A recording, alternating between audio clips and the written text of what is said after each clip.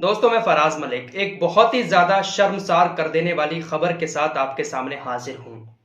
हमारे देश के प्रधानमंत्री श्री नरेंद्र मोदी साहब का पिछले 6 सालों में जितना ज्यादा अपमान हुआ है, जितनी ज्यादा उनकी बेइज्जती हुई है, इतनी बेइज्जती और इतना अपमान आज तक किसी भी प्रधानमंत्री का नहीं हुआ है।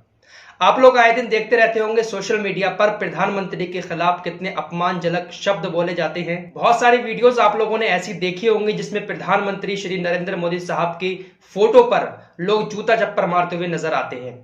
एक बार फिर से श्री नरेंद्र मोदी साहब का बहुत ही बड़ा अपमान हुआ है, लेकिन बड़ा सवाल यही उठता है कि इस अपमान का जिम्मेदार कौन है। क्या श्री नरेंद्र मोदी साहब खुद इस अपमान के जिम्मेदार हैं, या उनके मंत्री लोग इसके जिम्मेदार हैं, या फिर हमारा देश का मीडिया इस अपमान का जिम्मेदार है? आइए आज इसी पर थोड़ी सी चर्चा करते हैं। दोस्तों, 2014 से जब से नरेंद्र मोदी की सरकार सत्ता में आई है, तब से नरेंद्र मोदी साहब ने कुछ ऐसे फैसले लिए हैं जिन फैसलों का बहुत ही ज्यादा विरोध हमारे देश के अंदर हुआ है। बहुत आंदोलन भी हुए हैं, बहुत सारे प्रोटेस्ट भी हुए हैं नरेंद्र मोदी साहब के फैसलों को लेकर, चाहे फिर वो 3 तलाक का मामला हो, धारा 370 का मामला हो, या फिर CAA NRC का मामला हो, और अब जो ताजा मामला चल रहा है वो है किसानों का आंदोलन। जो किसानों के लिए मोदी सरकार बिल लेकर आई है, उस बिल के खिलाफ बहुत ही ज्यादा प्रोटेस्ट कर रहे हैं किसान। आप लोगों को शायद ये चीजें देखने को नहीं मिलती होंगी, क्योंकि हमारा जो मीडिया है वो ये सारी चीजें नहीं दिखा रहा है। देश के अंदर अभी भी किसानों का आंदोलन जारी है और किसान अभी भी गुस्से में है।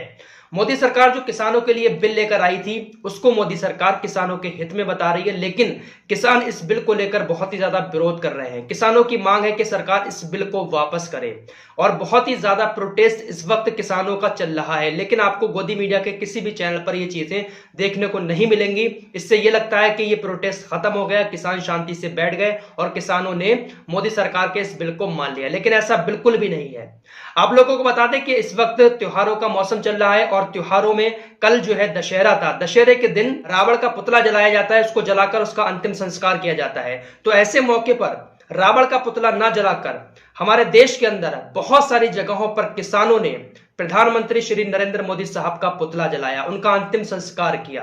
किसानों में इतना ज्यादा गुस्सा है कि उन्होंने रावण के पुतले की जगह श्री नरेंद्र मोदी साहब का पुतला खड़ा किया, और जो रावण के सर होते हैं, बहुत सारे सर होते हैं, उन सरों की जगह देश के जो बड़े बड़े बिजनेसमैन हैं, अंबानी अडानी जैसे लोग, और हमारे देश के कुछ बड़े बड़े मंत्री जो बीजेपी पार्टी से ताल्लुक रखते हैं, उन चेहरों पर उनके फोटो लगाकर उस पुतले को जलाया गया। रावण की जगह श्री नरेंद्र मोदी साहब के पुतले में आग लगाई गई, उसका अंतिम संस्कार किया गया। तो बहुत ही ज्यादा विरोध प्रदर्शन किसानों की तरफ से इस वक्त देखने को मिल रहा है। किसानों का कहना है कि रावण को इसीलिए जलाया जाता है कि बुराई पर अच्छाई की जीत होती है। तो हम भी इस वक्त जो बुराई चल रही है समाज में, इसको खत्म करके अच्छाई लाना चाहते हैं। जो हमारे साथ गलत काम हो रहा है, हम अच्छा वक्त लाना चाहते हैं अपने लिए, इसलिए हम नरेंद्र मोदी साहब का पुतला जला रहे हैं रावण की जगह।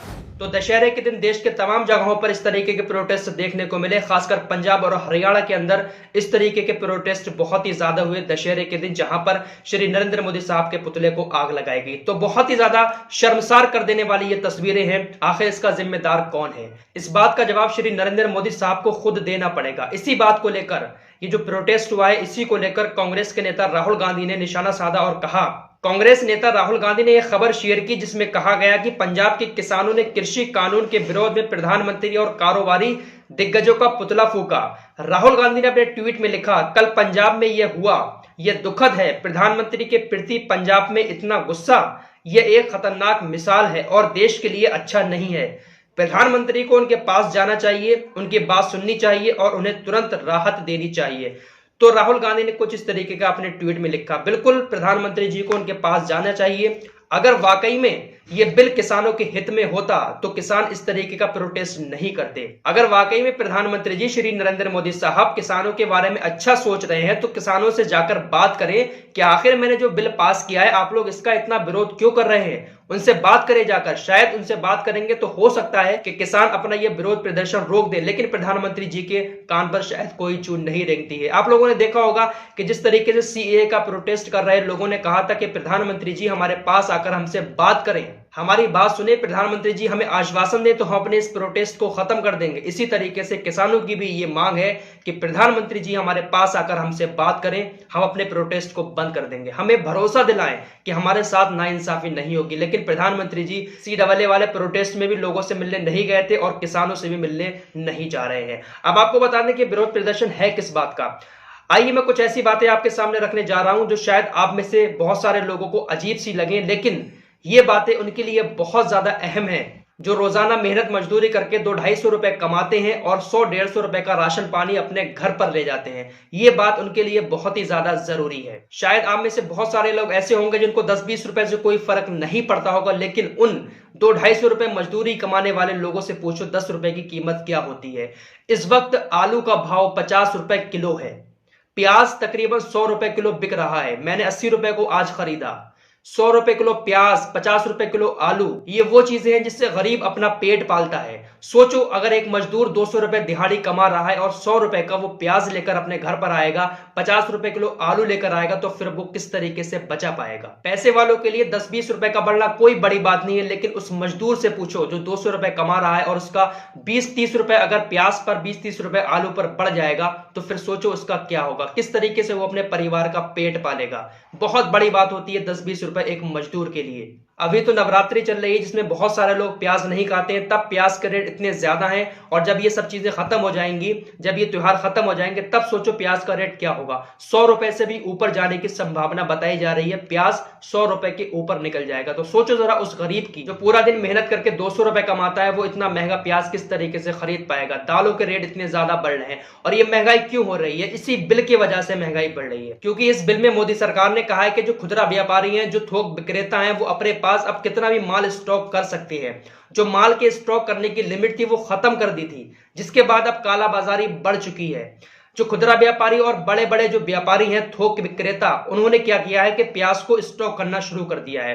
प्याज को अनलिमिटेड स्टॉक कर लिया, जिसके बाद प्याज की कमी मार्केट में हो गई और प्याज महंगा हो गया। इसी काला बाजारी के चलते हुए आज प्याज इतना ज्यादा महंगा बिक रहा है। लेकिन सरकार को शायद ये बात थोड़ी सी समझ में आई और सरकार ने अब एक लिमिट तय कर दी है।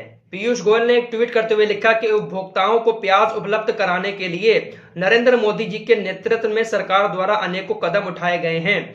इसमें प्याज के निर्यात पर प्रतिबंध से लेकर आयात के नियमों में ढील और बफर स्टॉक से प्याज की आपूर्ति जैसे कदम शामिल हैं। तो सरकार ने जो है दिसंबर तक एक लिमिट तय कर दी है कि इतनी लिमिट तक जो खुदरा व्यापारी हैं और जो थोक विक्रेता हैं वो अपने पास प्याज जमा कर सकते हैं। तो दिसंबर तक के लिए ये लिमिट है, उसके बाद फिर ये लिमिट खत्म हो जाएगी। उसके बाद फिर ये व्यापारी अनलिमिटेड अपने पास स्टॉक कर सकते हैं।